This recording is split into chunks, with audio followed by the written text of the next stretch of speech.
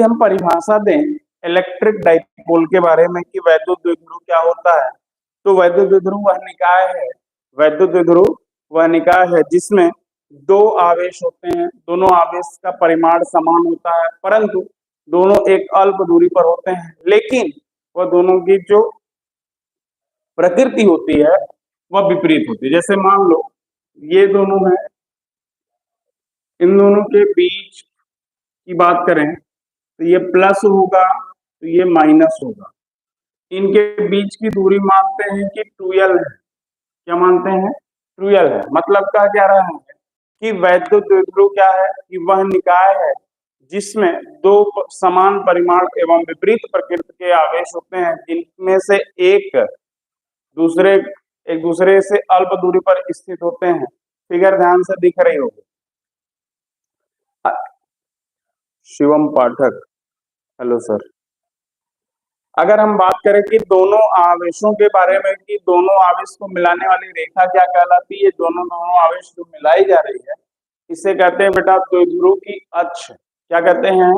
द्विध्रुव की अक्ष कहा जाता है, जो दोनों आवेशों से बीच से मिला रही है। मतलब Q और Q से मिलाने वाली रेखा जो होगी उसे हम कहते हैं द्विध्रुव की अक्ष कहते हैं। अगर प्रत्येक द्विध्रुव को देखा जाए तो प्रत्येक द्विध्रुव में एक द्विध्रुव आघूर्ण भी होता है, जिसे हम इंग्लिश में इलेक्ट्रिक डाइपोल मोमेंट कहते हैं। क्या कहते हैं? Electric dipole moment. अब हम जानेंगे कि वैद्युत द्विध्रुव आघूर्ण क्या होता है। वैद्युत द्विध्रुव आघूर्ण इंग्लिश में क्या कहेंगे? Electric dipole moment. Electric dipole moment मतलब वैद्युत द्विध्रुव आघूर्ण। ध्यान से देखो, अभी हमने आपसे बताया ना कि दो आवेशों को मिलाने वाली जो रेखा है, दोनों आवेशों को मिलाने वाली रेखा जो है उसे क्या कहते हैं बेटा? दोनों आवेशों को मिलाने वाली रेखा होती है, द्विध्रुव की अक्ष कहलाती है।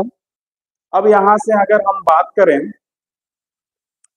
इलेक्ट्रिक डाइपोल मोमेंट माने वैद्युत द्विध्रुव आघूर्ण के बारे में, तो वैद्युत द्विध्रुव आघूर्ण होता क्या है कि दोनों आवेशों, दो आवेश होते हैं वैद्युत द्विध्रुव में, तो दोनों आवेशों में से किसी एक आवेश का परिमाण, चाहे आप माइनस वाला ले लो प्लस वाला ले लो, परिमाण, और परिमाण का मतलब होता है मैग्नीट्यूड, धनात्मक वैल्यू होती है। परिमाण का मतलब धनात्मक वैल्यू। तो परिमाण तथा उनके बीच, दोनों आवेशों के बीच में जो दूरी है ये 2l, इन दोनों आवेशों के बीच में से, ध्यान से एक बार और समझ लो कि दोनों आवेशों के परिमाणों, दो आवेश हैं, दोनों आवेशों के परिमाणों का मतलब दोनों आवेश के परिमाण होंगे, कोई एक ही होगा एग्जैक्टली, चाहे माइनस हो चाहे प्लस हो। जब परिमाण लेते हैं तो वैल्यू अपने आप धनात्मक होती है, मापांक निकाला जाता है, मापांक का मतलब होता है मैग्नीट्यूड, और मैग्नीट्यूड का मतलब धनात्मक वैल्यू होती है। और वहां से निकालने पर तथा इनके बीच की जो दूरी है, दूरी क्या है? 2l है, तो इन दोनों का गुणनफल के बराबर होता है, या हम ऐसे लिख सकते हैं, अर्थात इसे P से प्रदर्शित भी करते हैं, अर्थात Q इंटू 2l, और यहां से लिखते हैं P बराबर 2ql। मोस्ट इंपॉर्टेंट, एक नंबर के लिए आपसे पूछता है कि इलेक्ट्रिक डाइपोल मोमेंट कौन सी राशि है, क्या है? सर निगेटिव वाला क्यों नहीं लेते हैं?